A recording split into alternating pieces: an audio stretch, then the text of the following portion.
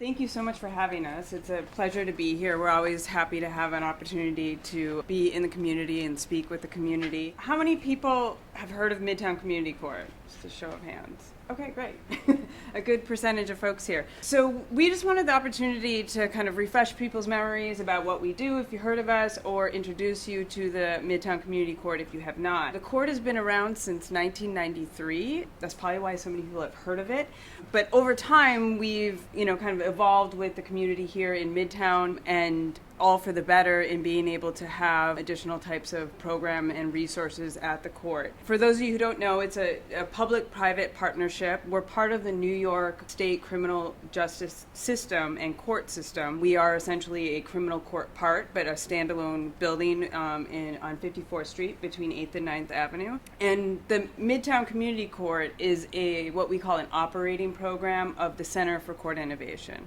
The Center for Court Innovation is a nonprofit organization based here in New York City, just up the block, is our main office. And the Center for Court Innovation does a range of criminal justice reform work here in New York City and throughout the country. Some of that looks like technical assistance to other cities who are trying to open up community courts of their own in their cities. Some of it is other operating programs throughout New York City, similar to Midtown, with a lot of the same principles and ideas, but look a little different if they're in Brownsville or Staten Island. And then we also have a research department, which in this kind of world right now, it is really important to have data and information to show why what we're doing works, how it works, so that we can further this type of work not only here in New York, but in other places. So as you can imagine, as a community court, we have all of the stakeholder partners that you would imagine. The Office of Court Administration, so at Midtown, our judge there is Judge Charlotte Davidson. She's relatively new to Midtown. She's been there since this kind of spring is when she became our presiding judge on the bench. So we have one judge that's there every day hearing the cases, which means she gets to know the defendants who are coming through the court. We also work closely with the Manhattan District Attorney's Office. There's a prosecutor there each day who stands on those cases. And then also the defense bar has a presence in the court, and they are also obviously there every day, along with a range of community-based organizations that we partner with. Some are on site, some we make referrals to off-site, and then one of our most important partners is the community, along with the New York City Police Department. So kind of all of these folks coming together to do the work of the community court, what we call a problem-solving court. And the kind of idea behind the problem-solving court is that we recognize and realize that there are a lot of different things that bring people into the criminal justice system.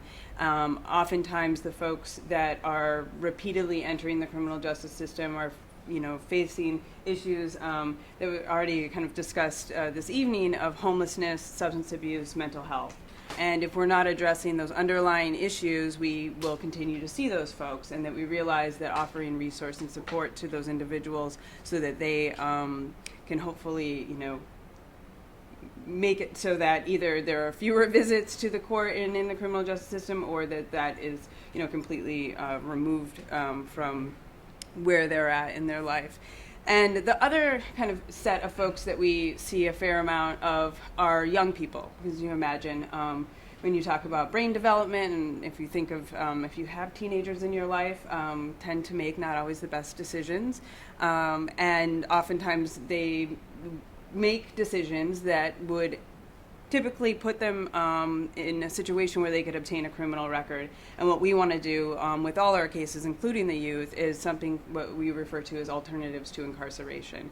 Or in this case, often with young people, where if it's the first arrest, they're not looking at incarceration, but they could be facing a criminal record, and that could impact the rest of their lives. So what kind of programming and services can we provide to them so that that doesn't happen? And so Midtown Community Court, we have a catchment area. So Midtown South, Midtown North, and the 10th and the 20th precincts are our catchment. So cases that arrests that happen in those precincts, they come to Midtown.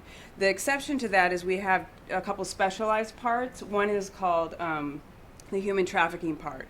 So that is primarily cases that involve prostitution. And so we're looking specially at those defendants because often they are also victims themselves, and they've entered into that line of work for various different reasons, but we find that if we're able to treat them more as victims than offenders and offer them services and resources that is to everyone's benefit.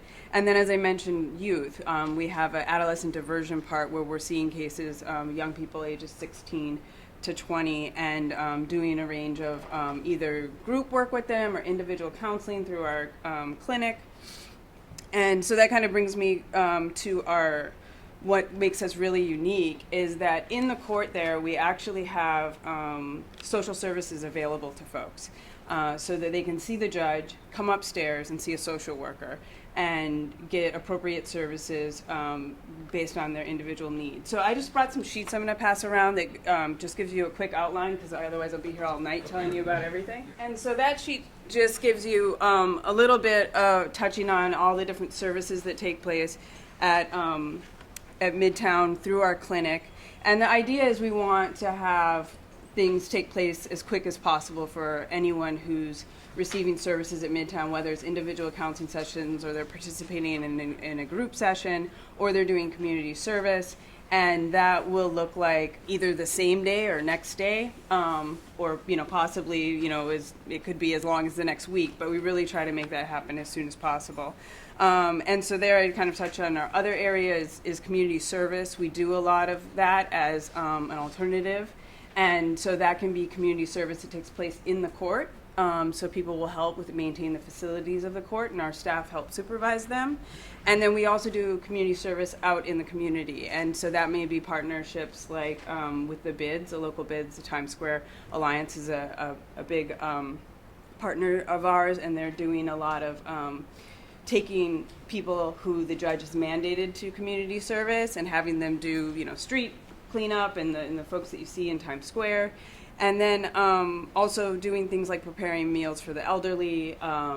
The youth sometimes are doing kind of art-based, volunteer, or community service-based projects.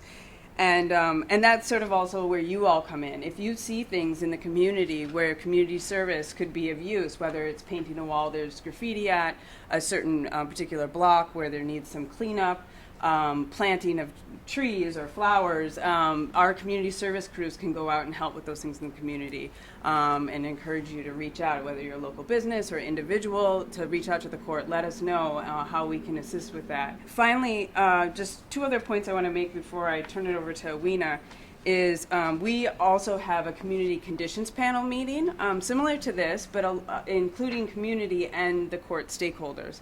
And that's the first Tuesday of each month. We, like your meeting here, are off for July and August. So we will come back to our regular meetings at the court building there on the 6th floor. Some of the folks here are there every month, and we'd love to see more of your presence. So our next meeting will be September 5th at 1 p.m., and you are all welcome to attend.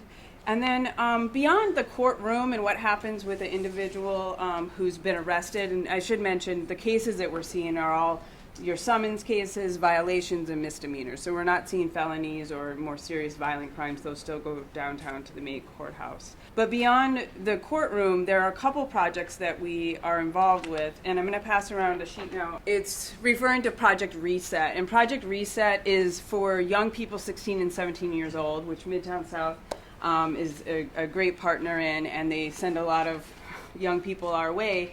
And what that means is a post-arrest pre-court diversion program.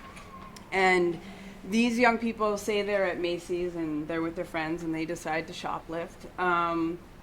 And this is an opportunity for them, instead of the case going through the criminal court system, they're able to do 4 hours of programming that is, kind of tailored to where they're at, because we find these kids don't need a lot of programming. They're just, they made a bad decision. Some of them may need more. They have other things going on in their life. And they do those 4 hours of programming, and the Manhattan DA's office has agreed then to just not even write up that case. No criminal record, no judge, no courtroom.